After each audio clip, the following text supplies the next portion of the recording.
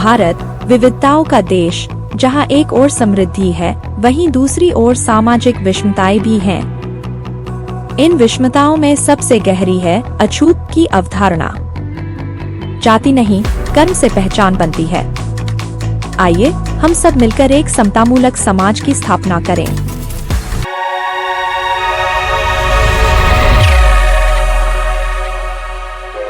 भारत की प्राचीन सभ्यता में धर्म एक चेतना था, कर्म, करुणा और समानता पर आधारित। परंतु समय के साथ इस चेतना पर वर्चस्व और शोषण की परतें चढ़ती चली गईं।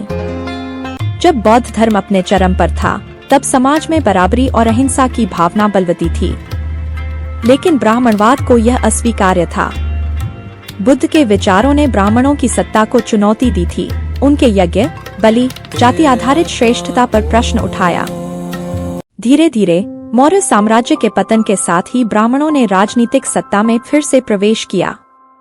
उन्होंने बौद्धों को म्लेच्छ, पतित और फिर अस्पृश्य घोषित किया। ये वही लोग थे जो कभी बौद्ध भिक्षु थे, अब समाज से बहिष्कृत कर दिए गए। अस्पृश्यता एक सामाजिक बीमारी नहीं थी, यह एक सुनियोजित धार्मिक रणनीति थी।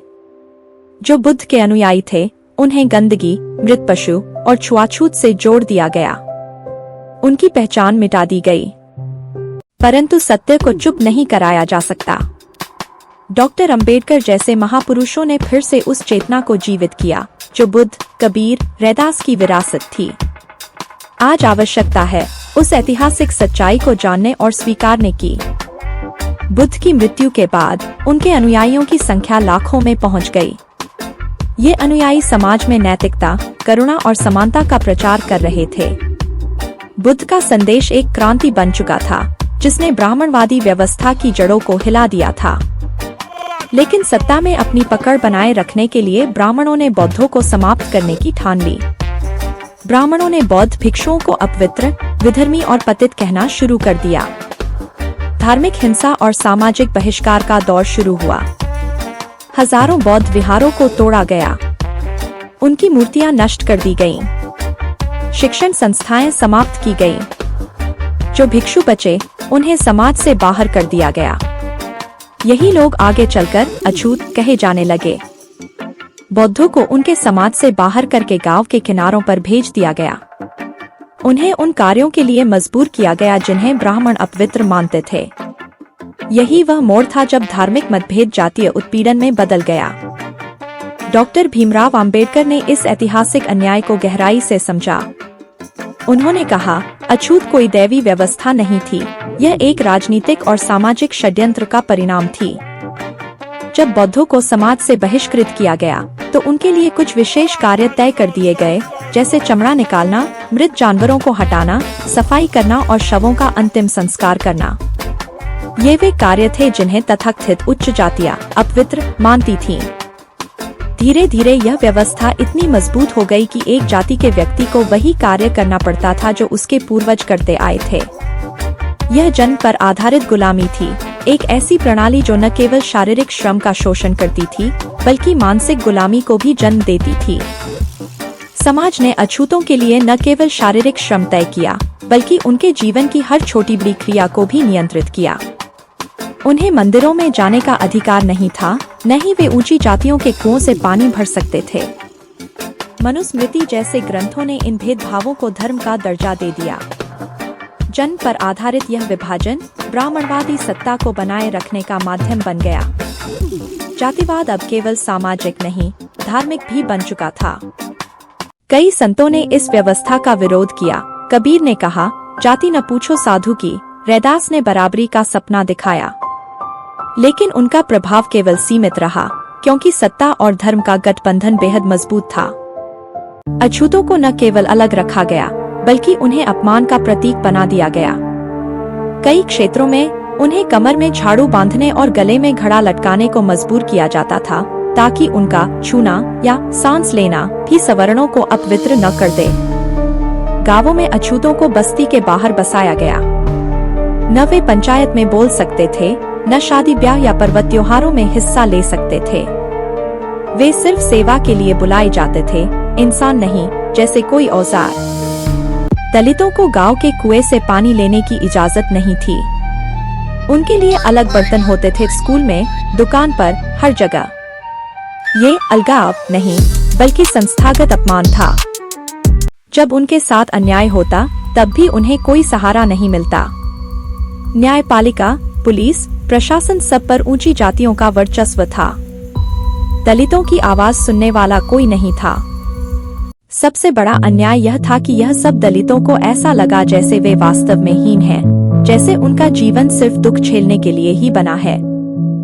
यह केवल शारीरिक शोषण नहीं था, यह आत्मा की हत्या थी।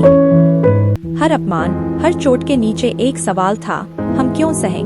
यह सवाल धीरे धीरे आग बना और दलित समाज के भीतर आत्मसम्मान की चिंगारी जली।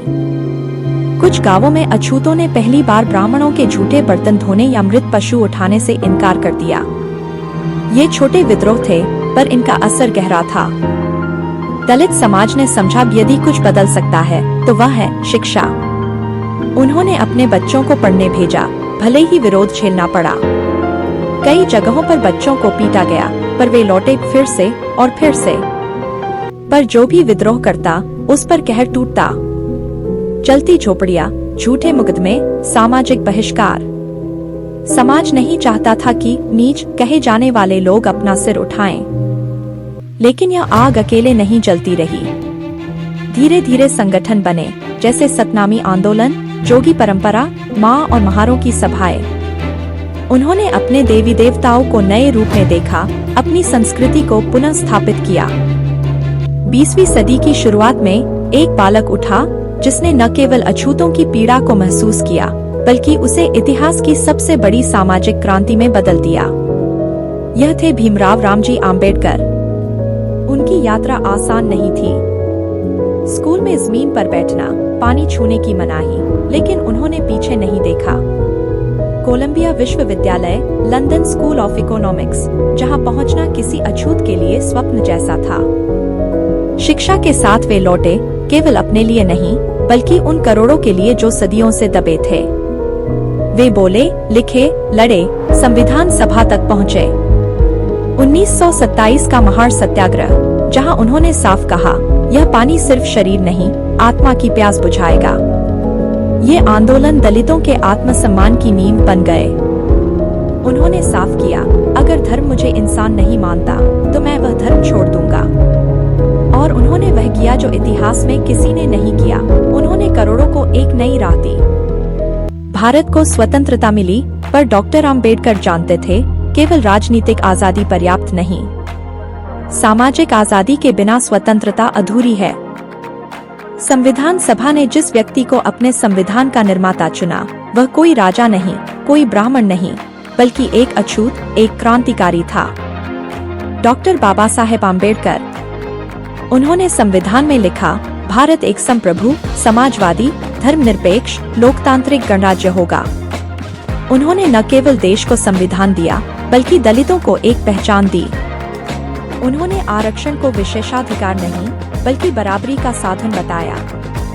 उनका उद्देश्य था सदियों की गुलामी को न्याय में बदलना। अपने अंतिम दिनों में भी उन्होंने कहा, मैं जीवन भर संघर्ष करता रहा ताकि मेरे जैसे लोग इंसान कहलाएं। उनका जीवन किसी एक जाति का नहीं, बल्कि मानवता का इतिहास था। मैं किसी समाज की उन्नति को उस समाज में महिलाओं और अछूतों की स्थिति देखकर मापता हूँ। डॉक्टर बाबा साहेब आम्बेडकर। यदि हम आम्बेडकर को वास्तव में समझें, तो हर भारतीय को बराबरी का साथी मानना ही सच्ची श्रद्धांजलि होगी। आइए हम इस भारत को न्याय और समानता का भारत बनाएं। 1950 का दशक। डॉक्टर आम्बेडकर का शरीर थक गया था, पर आत्मा अब भी विद्रोही थी। उन्होंने कहा, हिंदू समाज ने मुझे इंसान नहीं माना, अब मैं इसे नहीं मानता। 14 अक्टूबर 1956, एक ऐतिहासिक दिन। नागपुर में 5 लाख से अधिक अनुयायियों के साथ डॉक्टर आम्बेडकर ने बौद्ध धर्म अपनाया। उन्होंने 22 प्रतिज्ञाएं ली और जाति की बेड़ियों को तोड़ डाला। यह धर्म परिवर्तन विरोध नहीं था, यह आत्मा की मुक्ति थी, एक इंसान का पुनर्जन्म। अपने अंतिम भाषण में उन्होंने कहा, संविधान हमें स्वतंत्रता देता है, पर अगर हमने सामाजिक और आर्थिक असमानता को नहीं मिटाया, तो यह लोकतंत्र एक धोखा बन जाएगा। 6 दिसंबर 1956 को डॉक्टर आम्बेडकर ने दुनिया छोड़ी। लेकिन विचार जीवित रहे। हर दलित, हर शोषित की आत्मा में आज भी उनका साहस बोलता है। आज जब हम उन्हें श्रद्धांजलि देते हैं, क्या हम उनके सपनों का भारत बना पाए हैं? क्या हर नागरिक को बराबरी का अधिकार मिला है? यह कहानी केवल अतीत की नहीं है, यह चेतावनी है कि अगर हम चुप रहे तो फिर कोई अछूत बन जाएगा। मैं नहीं चाहता कि कोई भी व्यक्ति अपने जन्म के कारण नीचा समझा जाए। डॉक्टर भीमराव आम्बेडकर, अगर आप सच में बाबा साहेब को मानते हैं तो हर असमानता के खिलाफ खड़े हों। पढ़ो, संगठित हो और संघर्ष करो। यही उनकी सच्ची श्रद्धांजलि है। वीडियो को साझा करें ताकि ये आवाज हर गली, हर गांव, हर दिल तक पहुंचे।